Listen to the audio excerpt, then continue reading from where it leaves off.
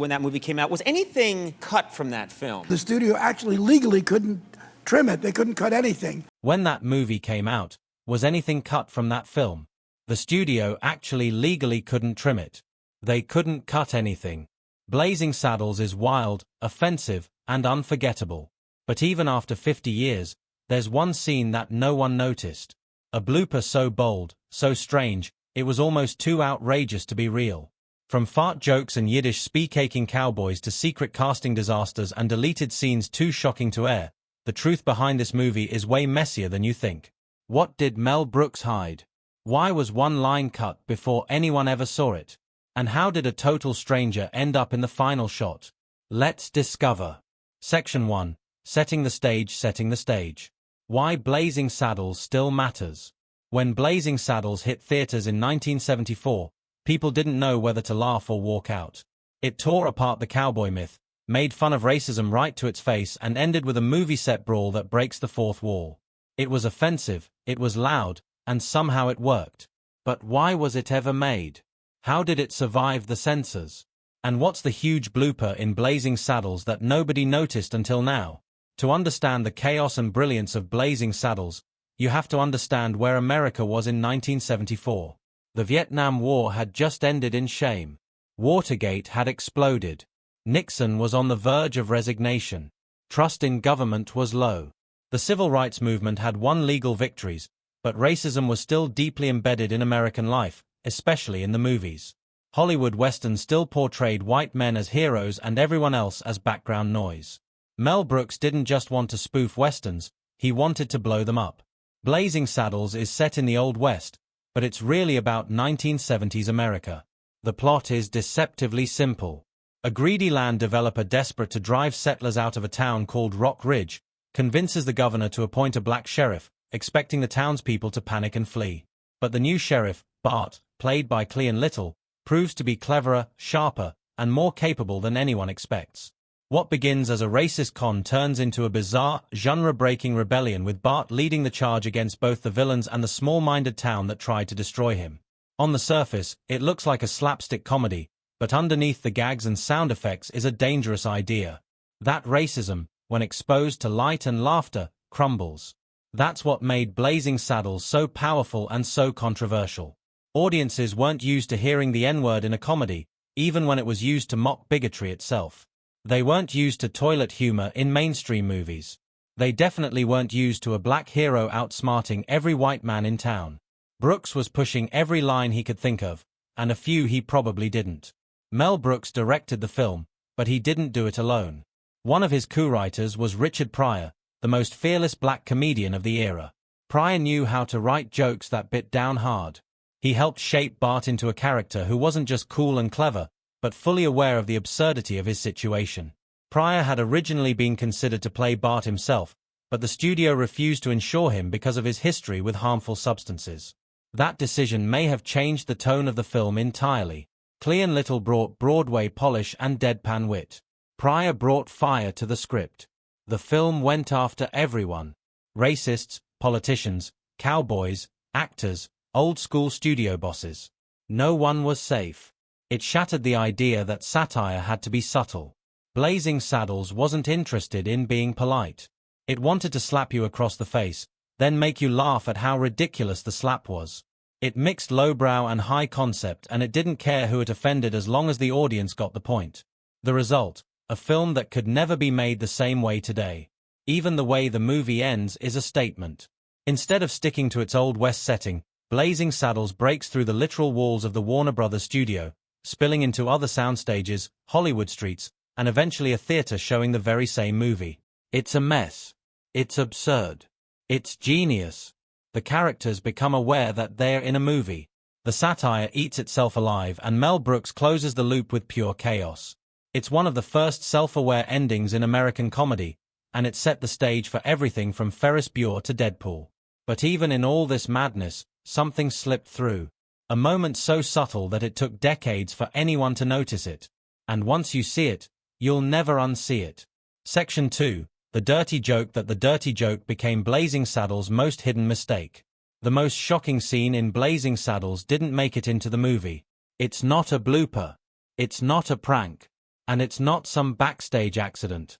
It's a deleted moment so outrageous, so charged, and so unforgettable that even Mel Brooks, the man who put flatulence on the big screen, decided he couldn't go through with it. And here's the real twist. Most people didn't even know this scene existed until recently. It was hidden in plain sight, buried in interviews and recollections, quietly mentioned, but never shown. Now it's resurfaced, and it changes everything you thought you knew about the film.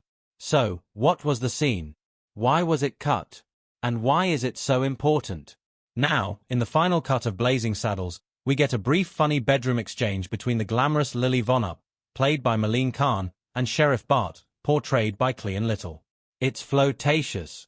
It's suggestive, but it's nothing compared to what was originally shot. In the deleted version, Lully and Bart are in her dressing room after sharing a candle-lit meal, complete with the cheeky term Schneiten, which itself is a not-so-subtle euphemism. As the lights go out and the screen fades to black, Lily's voice cuts through the dark in a heavy German accent. "Oh, is it true what they say about you people? How well you are built. Is it true?" There's a pause. The audience is left hanging. And then comes the punchline. "I hate to disillusion you, but you're sucking on my arm." In a single beat, the film would have taken a massive risk, touching on the long-standing stereotype about black male anatomy, flipping it into comedy and then undercutting it with a deadpan line. Because even for a film like Blazing Saddles, there were limits. Mel Brooks has spoken about this scene in interviews, including one with Conan O'Brien. He explained that it just felt like too much going past the point of satire and into something he worried would overshadow everything else. As someone who was trying to walk the tightrope between humor and commentary, he decided it wasn't worth the risk. So, he shelved it. But that wasn't the only moment that got cut. There's another piece of dialogue that has floated around in production notes and crew memories. In this scene, Lily Von Stupp is once again turning up the charm, preparing to seduce Bart. On the surface, she's telling him to take off his ammunition belt, but the phrase is clearly meant to sound like something else, an invitation delivered in a sultry tone. It's a throwaway line, but one loaded with meaning. And then there's the third moment, a less defined but equally provocative exchange that never made it past the script stage. Several early drafts of Blazing Saddles featured a more hands-on version of Lily's famous seduction of Bart. In this version, Lily not only asks about the stereotype that black men are well endowed, she tries if she can see it for herself. The scene walks right up to the line of physical contact and crosses into territory that would be considered deeply controversial even today. But the comedy lies in Bart's reaction. Cool, unimpressed, and ultimately dismissive. What makes all of this so fascinating is that Brooks himself has later said he regrets cutting some of these scenes. In interviews, he's admitted that he may have overcorrected, that he wanted the film to push the envelope and then stopped short of going all the way. His concern was that people wouldn't get it, that they'd misread the joke, or worse, in one conversation, he said, "Maybe I got scared." So, here's the question. What would Blazing Saddles have looked like with those scenes left in? Would it still be celebrated as a classic? Or would it have been banned, buried, or forgotten? There's no clear answer, but it does show us something important. This wasn't just shock for shock's sake. These scenes were part of a larger effort to tear down the polite facade of Hollywood storytelling.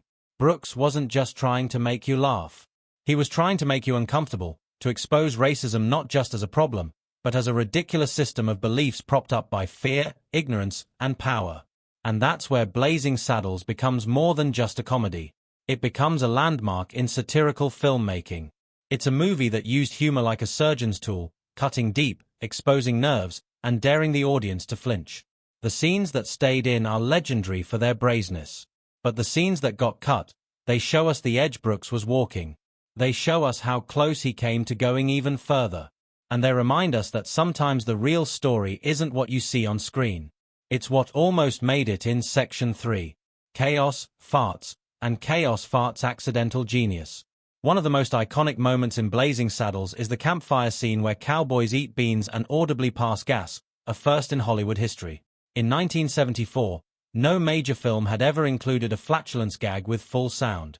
And Mel Brooks didn't just allow it. He doubled down after the initial cut. He actually went back and added more fart sounds in post-production. Wait, because the test audiences were laughing so hard they couldn't hear the end of the joke. And because Brooks knew what the studio didn't. This wasn't just toilet humor. This was something bigger. For decades, Westerns had romanticized the cowboy. Strong, silent, heroic, always stoic and clean. Brooks wanted to break that illusion. He wanted to show cowboys not as mythic figures, but as real, stinky, sweaty men who ate too much and slept in the dirt. It destroyed the nice, polished image Hollywood had spent decades creating, and audiences loved it. But the executives at Warner Brothers weren't laughing. They called the scene vulgar, lowbrow, and pointless. Brooks ignored their concerns and kept the scene, helping to redefine what could be shown and mocked in mainstream comedy. This commitment to chaos didn't stop with sound effects. It extended all the way to the film's climactic battle, which spills out of the fictional town of Rock Ridge and onto the Warner Brothers lot itself. The final sequence is a deliberate, absurd breakdown of the fourth wall. Characters fight through fake saloons, crash into a musical number, and end up on a Hollywood street where the action continues in front of a real theater. It's meant to feel chaotic and ridiculous. But even within that chaos, something happened that no one planned. As the cast runs out of the studio gate and into the street, a man wearing a sweater walks calmly through the middle of the shot. He's not an extra. He's not in costume. He's not part of the film. He was just walking by. A random pedestrian who happened to stumble onto a live set while the cameras were rolling. Instead of cutting the shot or trying to remove him, Mel Brooks told the crew, "Leave him in. It's funny." And he was right. The man's presence, confused, casual, oblivious, adds another layer of absurdity to a scene already packed with it. He became accidentally part of cinematic history, a living blooper that was never corrected. These accidental moments became the film's best features. Brooks had built a filmmaking style around unpredictability. He encouraged his actors to improvise, to break character, to play with timing. In some cases, the best moments in the film weren't even in the script. Gene Wilder's delivery as the Waco Kid was so relaxed, so offhand that he often changed his lines in the moment.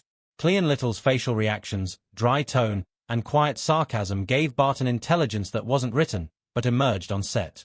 Malini Khan, who played Lily Von Stupp, improvised several of her most famous lines, including her breathy, off-key performance of "I'm Tired." Brooks didn't just allow this chaos. He wanted it. He believed that comedy came from freedom, not control. That a perfectly timed mistake was sometimes funnier than a scripted joke. Nowhere is that philosophy more obvious than in the scene with the Yiddish-speaking Native Americans. In a flashback to Bart's childhood, he and his family are surrounded by a group of warriors on horseback. It looks like the beginning of a massacre, but then the tribal chief, played by Mel Brooks himself, speaks. And it's not Apache or Sioux or any indigenous language. It's Yiddish. Full sentences delivered fluently. The other warriors nod in agreement.